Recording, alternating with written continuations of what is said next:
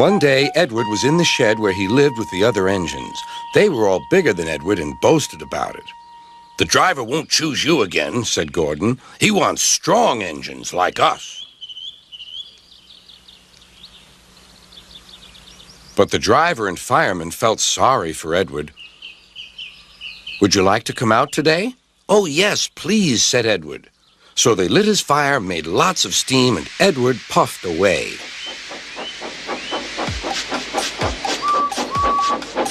The other engines were very cross at being left behind.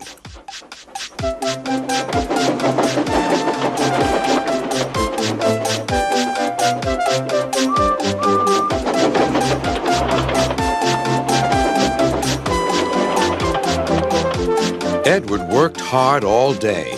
The coaches thought he was very kind, and the driver was very pleased.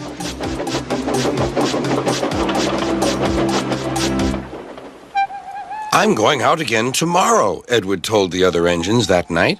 "What do you think of that?"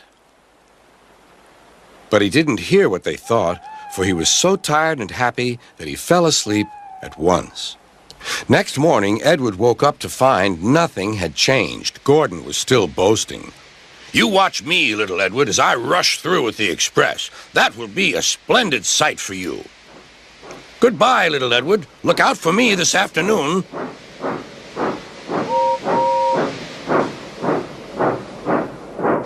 Edward went off to do some shunting. He liked shunting. It was fun playing with freight cars. He would come up quietly and give them a push. Then he would stop, and the silly freight cars would go bump into each other. "Oh!" they cried. "Whatever is happening?"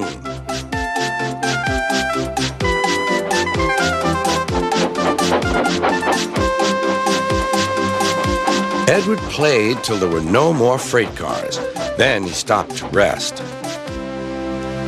Presently, he heard a whistle. Gordon was cross. Instead of nice shining coaches, he was pulling a dirty freight train. "A freight train, a freight train, a freight train," he grumbled. "The shame of it, the shame of it, oh, the shame of it." Edward laughed and went to find some more freight cars. Then there was trouble. "Gordon can't get up the hill," the porter called to Edward's driver. "Will you take Edward and push him, please?" They found Gordon halfway up and very cross. His driver and fireman were talking to him severely. "You're not trying." "I can't do it," said Gordon. "The noisy freight cars hold an engine back so." Edward's driver came up. "We've come to push." "No use at all," said Gordon. "You wait and see," replied Edward's driver. They brought the train back to the bottom of the hill.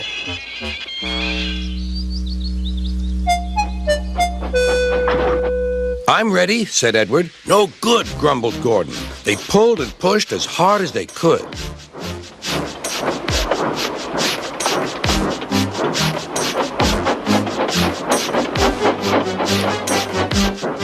"I can't do it! I can't do it! I can't do it!" puffed Gordon. "I will do it! I will do it! I will do it!" puffed Edward. Edward pushed and puffed and puffed and pushed as hard as ever he could. And almost before he realized it, Gordon found himself at the top of the hill. "I've done it! I've done it! I've done it!" he said proudly. He forgot all about kind Edward and didn't say thank you. Edward was left out of breath and far behind, but he was happy because he had been so helpful. At the next station, he found that the driver and fireman were very pleased with him. The fireman gave him a nice long drink, and the driver said, "I'll get out my paint tomorrow and give you a beautiful coat of blue with red stripes. Then you'll be the smartest engine in the shed."